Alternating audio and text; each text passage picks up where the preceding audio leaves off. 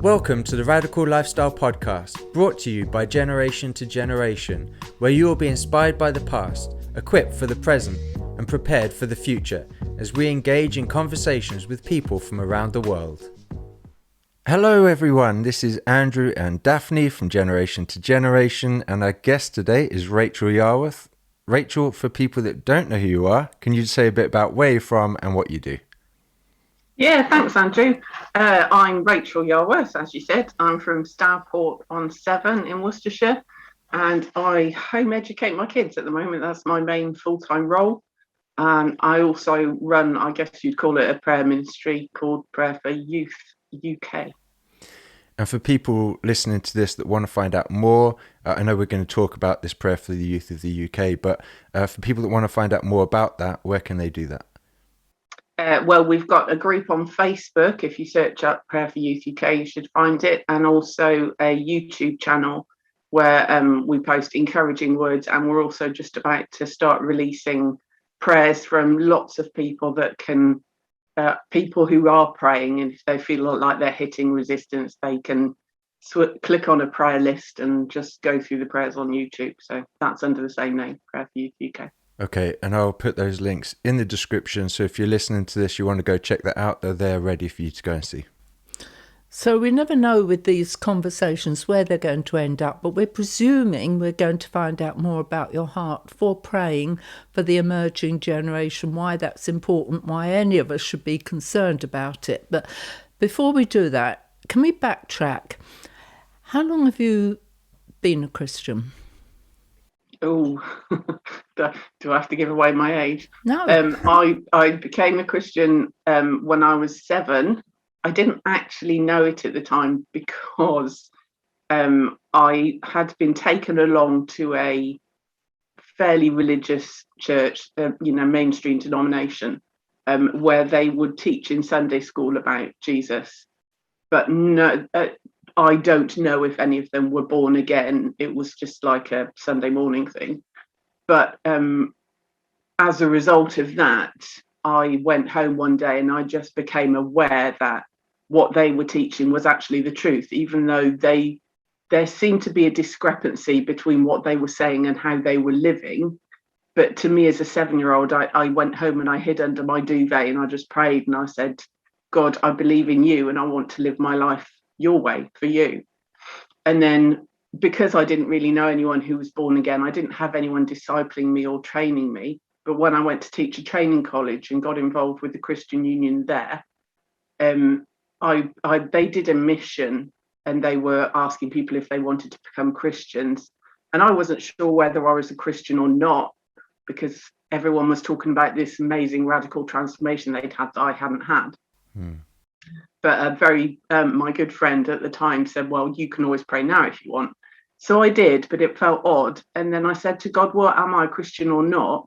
And he showed me a picture of me hiding under the duvet when I was 7 and said, that's when you became mine. So it's not a very traditional born again story, really, bit convoluted. But yeah, that's when God says I became a Christian. We love the not very traditional stories. We love them because I don't know that they are meant to be the traditional stories. I mean, for you, many would even doubt that a 7-year-old could have a conversion experience, let alone have one that was virtually between them and God. Yeah. So what would you say to people who said, but you're only 7 and, maybe you weren't told it properly, etc.? What would you say to them? I don't know really. I mean, I'm happy in myself that that's what God said. I'm kind of sad that I didn't have anyone to disciple me, because as I went through my teenage years, I made some foolish decisions and I wasn't particularly close to God. But there was always, there was always an element that I just knew God was there and that he knew me. So yeah, I don't know if that really answers your question or not. Well, it does, because the children in the Bible had their own experience of God. Think of Samuel in the temple. Yeah. He actually was shown it was the voice of God retrospectively, rather like you were. So I totally believe it, totally. And this is something that actually we find quite a lot as we travel, is that people that grew up in Christian families, grew up in the church, or were saved at very young ages, actually go on to then doubt their salvation. A lot of people do, and and it's not their issue. A lot of it is down to the way that the church communicates about salvation. And like you just said, most of the time when churches are communicating about it, they say it was the greatest day of your life, a day of transformation. Before was night, now it's day. But if you grew up in the church, you don't necessarily notice a difference. You loved him before, you loved him after. So the way that the church often communicates about salvation makes those that grew up in the church doubt that they actually have had that salvation. Yeah. And that's something that I'm really aware of with my own children, because obviously we're bringing them up, teaching them about God, doing our best to introduce them to him. Because of my experience, I completely believe in the importance, how essential it is to have a relationship with Jesus. It's not about the religion.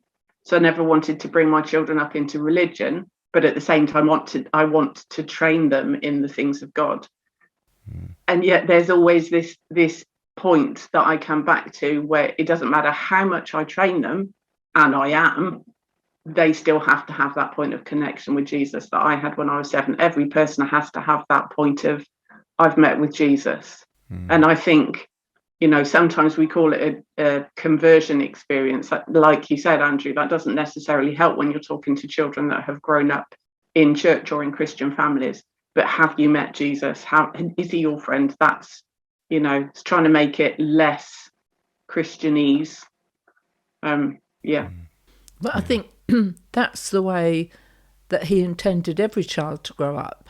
He intended them to grow up loving him, knowing him, praying, etc., because their parents did. And we get most of our values and most of our vision from our parents, so why wouldn't we get it about Jesus? And that works for good or ill. So I think he intended every child to grow up like that, and then as naturally as breathing, having their own experience of him without it being high drama and having to have the testimony of all this falling away, etc. Yeah.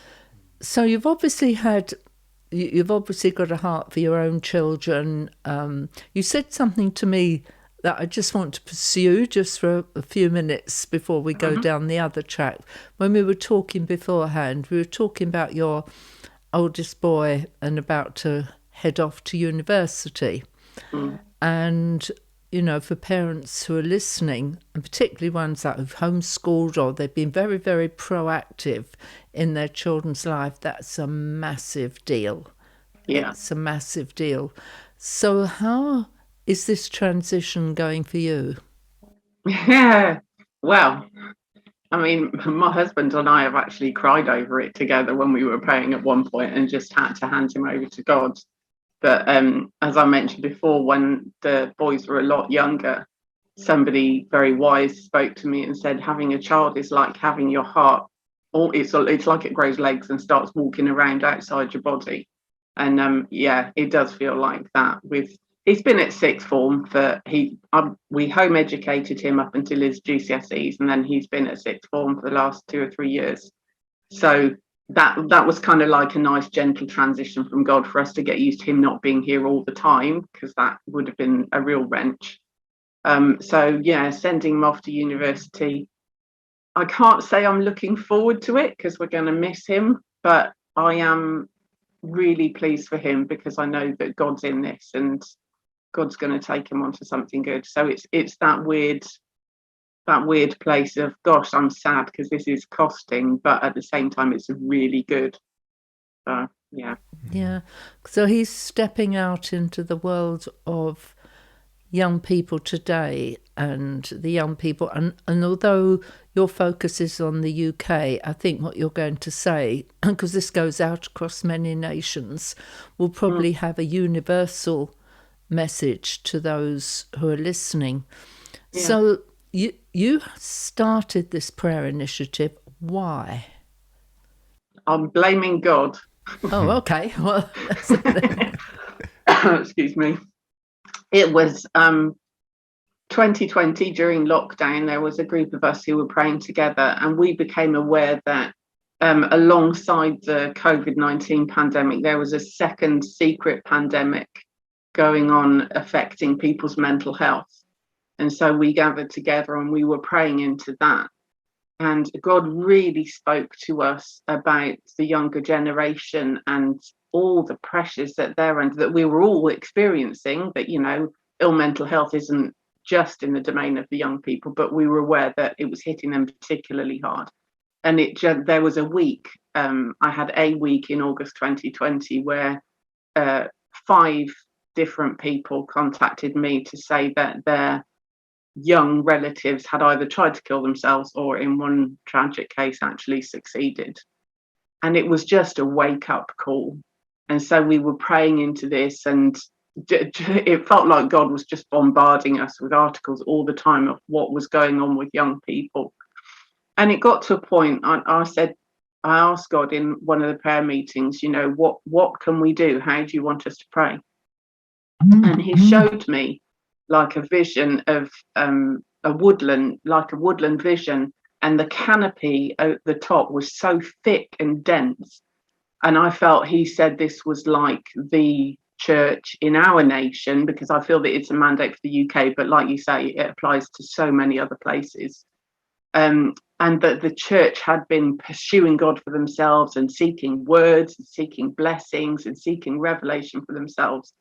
But that on the ground, on the floor, underneath the canopy, there were these tiny little shoots that were just sickly and failing to thrive because no light was getting through.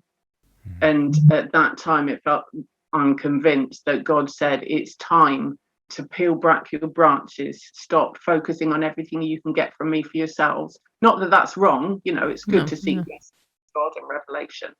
But he just said, you need to put some deliberate effort into letting the light in to shine on these young shoots, because at the moment they're failing to thrive and they need light. So we prayed into that. We've been praying, confessing life and light and hope, because there was such a problem with hopelessness. And then God spoke and said, this needs to be 24/7. This needs to be happening all the time to cover the young people, because there is so much negativity being spoken over them by the media and even by people in the church. And he said, you need that covered to be 24 hours a day, 7 days a week. So would you set up a rota for me? So that's what I did. And I seem to have ended up with this, what looks like a ministry. But really, it's just been obeying God, just been chatting to him in prayer and obeying him when he's asked me to do things. So I'm not a particularly good intercessor. I don't consider myself to be a minister, but that's what he's asked me to do, and it's on his heart. So I really, really care about it. And that's where it came from. Well, biblically, the next generation should be on all our hearts. Yeah, absolutely. It's not a special calling or office. It's one generation is called to take the next. You said, and I've forgotten it, I wish I could have written it down. You said there is a second COVID. There's a second pandemic. There's a second pandemic. Yeah. That is really, really powerful. It's the emerging generation don't have a lot of power and control over their lives anyway, and a lot of that's a good thing. But if we as adults misuse that power, they're powerless to do anything about it. And when you think about all the ways that they've been affected, their education has been affected. They haven't known, all the pressures of exams, etc. They haven't known what's happening about that. Their friendships, young people are very social beings, but their friendships have all been affected. And for many of them, it's really drastic because they are locked into homes which are abusive. Yeah. And they have nobody to appeal to. They have nobody to escape. They have nobody watching them. The list goes on in the way that they are. And I mean, we know of instances that I haven't heard of in this country, but we've heard of in other countries where they've been locked in with people who have been very proactively abusing them, and they're now locked into the home with them. Yeah. It's a wake-up call to all of us, I think, that we need to be proactive, probably in dealing with the aftermath as much as dealing with it as it goes on. Yeah. So how do you see the way forward? I mean, what are you wanting people to focus on in praying? What? Because it seems to me prayer is the one proactive thing we can do, really. Absolutely. Proactive.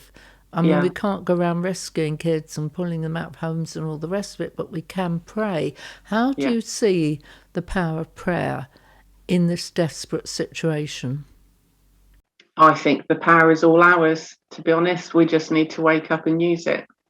We've been given authority by Jesus, and everything has to bow to his name.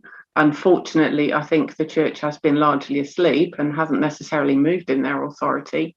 But if we will press in, and if we will confess to God that we've failed, that we haven't done a good job for ourselves or for our children, then we will find that he is there. And the amount of people who have spoken to me and said, you know, since coming on and joining the prayer watch, when I come to pray for the young children, there is such a flow there. It's so clearly God's heart. So I think, first of all, it's overcoming the apathy and repenting for having been oblivious to what's been going on under our noses, and then just asking God to show us, asking him to lead us.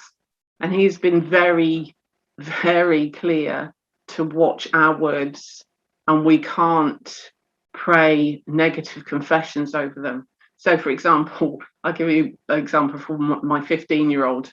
There were a few times when he would, in my opinion, overreact to things, and I'd say, oh, don't be such a snowflake. And God spoke to me and he said, don't you call him that. And so now, if he overreacts, I do what God has told me to do and say, you are not a snowflake. You are an arrow in the hands of a mighty warrior. And that's from Psalm, I think it's 127, somewhere around there. And so God has said we have to speak blessing over our young people. We have to release positive confession. You know, our words have power. We're made in the image of God who created the world by his words. And so we are praying not just, oh, please, God, would you save them? But we're taking authority in the spirit realm and speaking blessing. We're speaking life and light and hope to this generation. We're calling them, as it says in Isaiah, forgive me, I've forgotten the chapter, calling them from the north, the south, the east and the west to come and take their place in the kingdom. Because I don't know, you guys, are you aware of the Tim Sheets prophecy? No. I can't remember what year it was, about the, hang on, I've had it written down somewhere. It's the War Eagles. 2013, he prophesied about the War Eagle, the generation that was coming up. There were going to be the War Eagles who would partner with the angel armies and who would partner with the warriors from the remnant. And it's that joining together of the generations that I absolutely believe is on God's heart right now, that he's positioning people to raise up, to grab hold of their own faith and to raise up the younger generation so that the generations can come together, as in Malachi 6, and just see this mighty move of God that he wants to pour out. So we're praying for them. Two main things keep coming back to me in prayer: that they would find their reason for being in Jesus, because they're all looking for a reason for being right now, and that they would find their place of belonging, because so many of them are feeling lost and like they don't belong.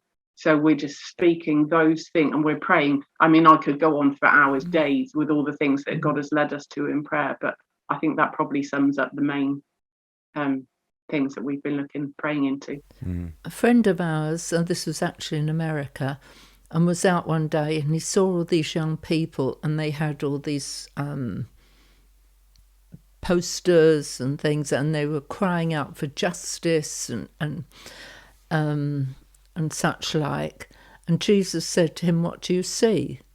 And he said, I see these young people shouting for justice and rampaging the streets and all the rest of it. He said, no, what do you see? And he kept asking him. And in the end, he said to Jesus, what do you see? He said, they're crying for me. They want justice. Yeah. They're crying for my return. They're wanting justice. They're wanting freedom. They're wanting somebody to stand alongside them. And it's seeing things through God's eyes and seeing them through God's eyes, not just seeing what we see and then labelling, oh, look, there's a bunch of hooligans on the street and they're just creating trouble. Now, Matthew 18 is very, very clear about our attitude to children and young people. And we call it the hidden sin of the Bible, where it says you mustn't look down on them, you mustn't cause them to stumble, you mustn't despise them. Very, very serious the Bible is about our attitude to them. So, really, really see what you're saying. So, given that in some countries, but not all of them, children, young people are beginning to go back to schools. Probably many of them suffering from PTSD. We've probably got whole countries suffering PTSD. So, but as they're coming out, and you said the second pandemic, just supposing, I wouldn't like to presume one way or the other whether this thing's ever going to be over, but just supposing everything goes to some sort of normality, is it okay then to say, right, prayer done, they're out, they're okay, now we can move on to praying about something else? Absolutely not. Well, when God asked me to do this 24/7 prayer watch, I said, well, okay, I'll do it for as long as you want. It might just be for December or, until you say it's done. Because he reminded me of when I've been pregnant 5 times. The second and the fourth pregnancies ended in miscarriage. And so with my 5th pregnancy, I would wake up every morning early before the toddlers were up and just pray, speak in tongues over my unborn baby until the 12-week window, because that was the point at which we discovered that our previous pregnancies had ended. And every morning I would pray, and just as it got to 11 and a half weeks, and the Holy Spirit just spoke to me and said, that's it, you've done it, he's okay. But I kept praying because I wasn't, I was like, I still need to see the scan, God, sorry. So I carried on praying, and sure enough, we had the 12-week scan, and there he was kicking and doing his thing, and it was lovely. But it feels like that in me now. It feels like God has called us, the church, to carry them until such time as God says, you've done it. So, as far as I'm aware, I'm starting to look at this thinking, you called me to this for the rest of my life, haven't you, God? Not just December 2020. I think us as a church, we have to carry this. We have been given our children to raise up and to co-labor with. They're co-heirs with us in Christ. And we are all called to co-labor with Jesus until we see the end time harvest. So we've all got a responsibility to do this. And there is no, we've done that now. And that's difficult because praying long term, it's easy to get exhausted. And quite often I found that about half my prayer time is spent for praying for young people now, and half my prayer time is spent praying for the prayers, and for God to raise up more intercessors, and for God to give us strength and stamina. And we've got to keep praying. Yeah, there's such a war raging over the next generation, and it's getting more and more intense. Obviously with COVID, it's brought a whole load of other dynamics to the table that we're having to navigate. But even within the education system, there's this war raging with agendas being pushed from government level and from certain political spheres, pushing certain agendas and forcing it down young people's throats. And so we're having to deal with that. The whole social justice thing as well. That young people are being targeted in order to bring about these massive movements. And so it's really important that an area of the church which has been so weak and got so little attention from the body, generally speaking, it's really important that we all start to really take this seriously and do things like this, praying for the youth of your nation, wherever you're listening from.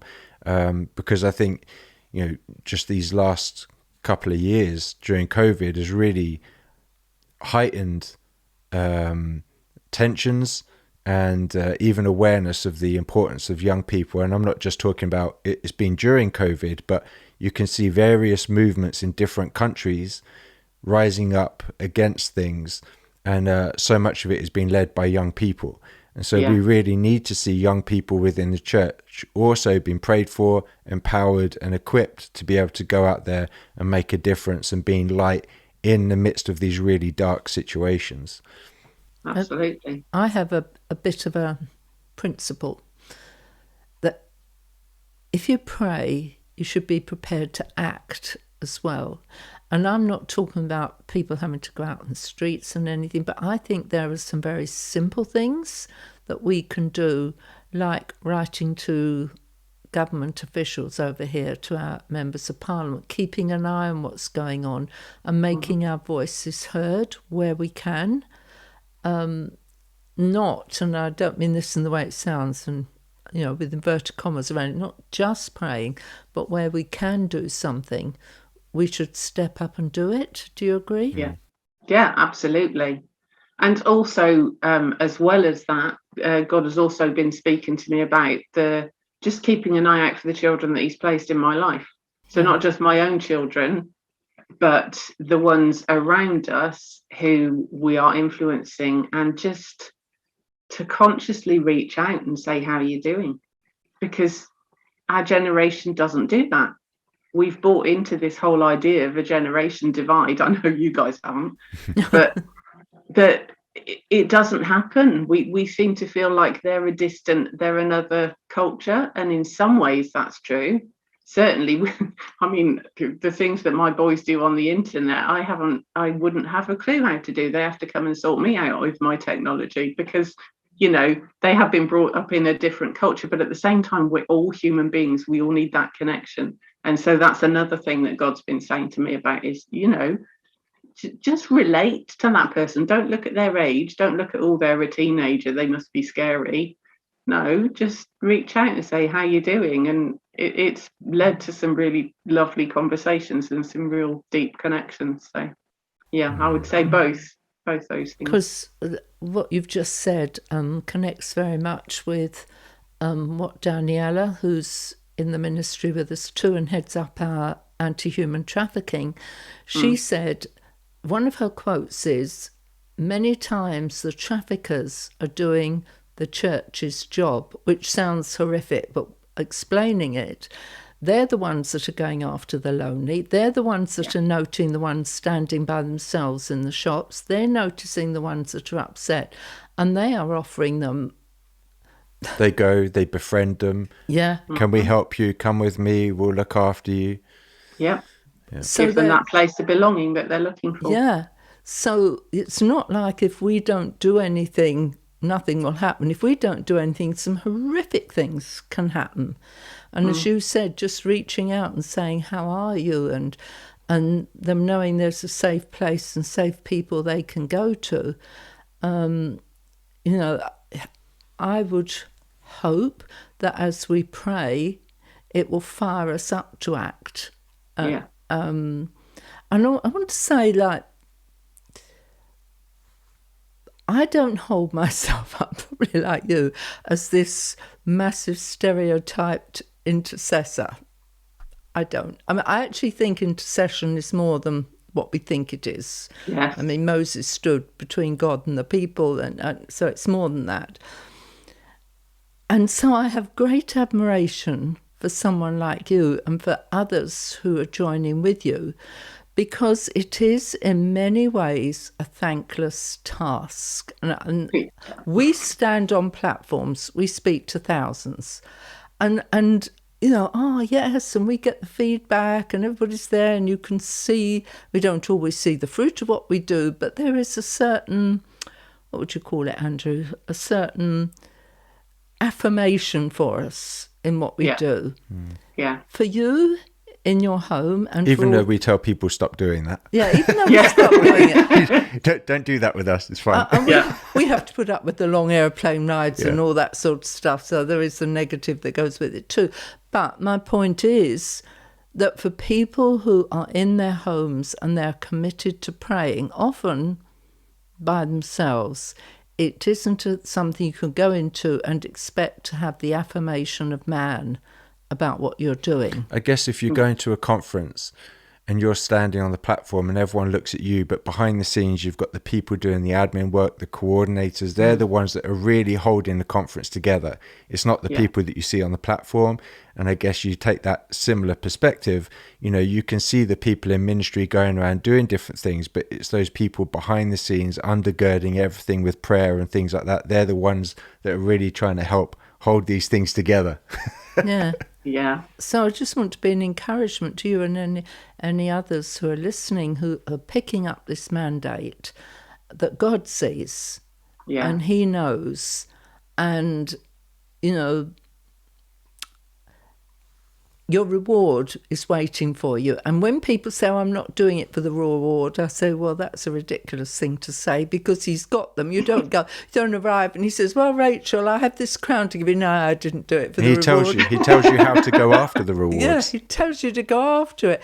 So your reward is for eternity, but I know the biggest reward that you want to see is lives turned around with this emerging generation. And maybe as we're thinking about this too, do we not need to be praying for teachers and parents and for the people who are custodians in a very focused way of this next generation? Especially Christians in those industries, because it is already, but the temperature and the pressure on Christians in those positions is going to get really, really intense. Yeah, I've got a friend, we were having a conversation. It's interesting because she works in a school, and she said it's like God is positioning lots of people. He's bringing more Christians in, and it's like they're being set up for something. But in the same conversation, there was a situation going on.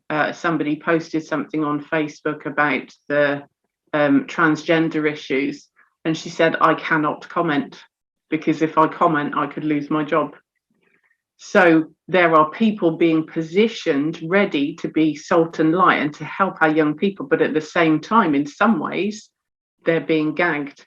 So we absolutely have to pray for grace for them, for wisdom, for the ability to reach our young people and help them and love them while in such a high pressure situation. So that's just one little example. But we absolutely, this generation, this emerging generation are so key. They are so important. Every generation is, but we have to recognize that we've got a responsibility for those who are emerging now.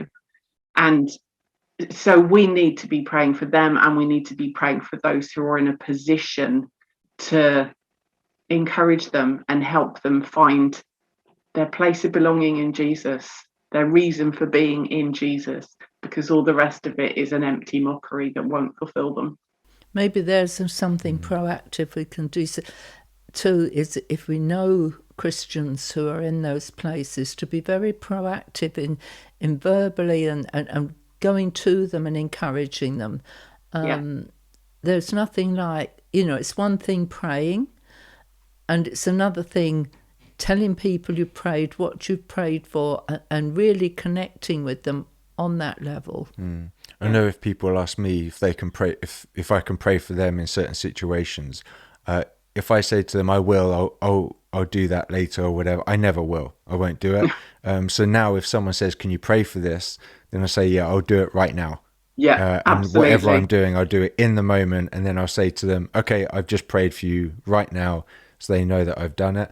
And so for people, if they talk to people that need prayer about stuff, just whatever you're doing, do it in the moment. Don't say we'll do it later. I know that sometimes if people say to us, oh yeah, we'll pray for you while you're traveling, which some do, but we sadly have a bit of a skeptical outlook on people that say that, oh yeah, we'll pray for you later, or this, that, and the other. So, okay, well, maybe you will, maybe you won't. I don't really know. So. But I think to if your children or of friends, or if you know friends who are in teaching positions or other positions, I mean, in hospitals, paediatric wards, people who are connected with this next generation, to just pass them a scripture or say something that they know somebody's got their eyes on them and somebody has some understanding. Because if we don't pray for them, we're still leaving the young people vulnerable. Yeah, absolutely. So, this is it's a minefield, really. Stepping into it, it's either a minefield or a beautiful field of flowers, whichever way. Probably a mixture of both.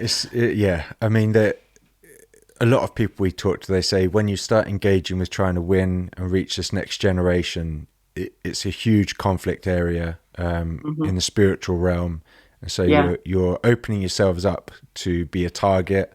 So it's not just a small thing that we're trying to ask people to engage in. This is a huge battle, a huge area of conflict, and we need more and more people to step up to the plate and say, look, I'm willing to take the bullets, so to speak, in order to stand in the gap for this next generation.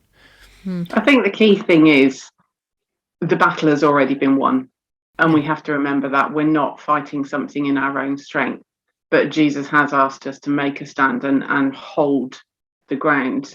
It's important, and one of the very clear pictures that he gave to us in the prayer group was of a battlefield, and there was demonic activity going on, and there were just a few warriors left on the field because many had become distracted or discouraged and had wandered off, and there were a few left, but they were still standing, and as they were kneeling actually, but Jesus came and he was just pouring out his grace and his love and his thanks.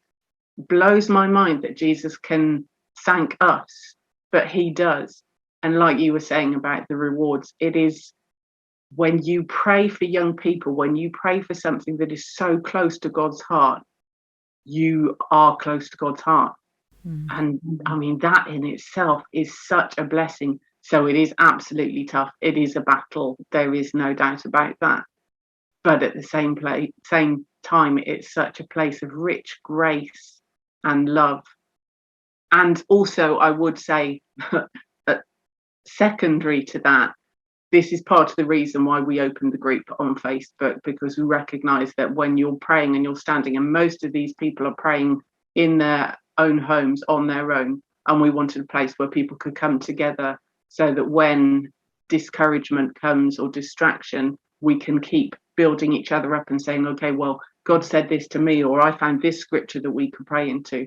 So I would encourage anyone who is wanting to find out more about this and wanting to pray for young people, come and find us at Prayer for Youth UK, or gather together with other people who have got a similar heart, because it will help you to encourage each other as well as to feel God's heart.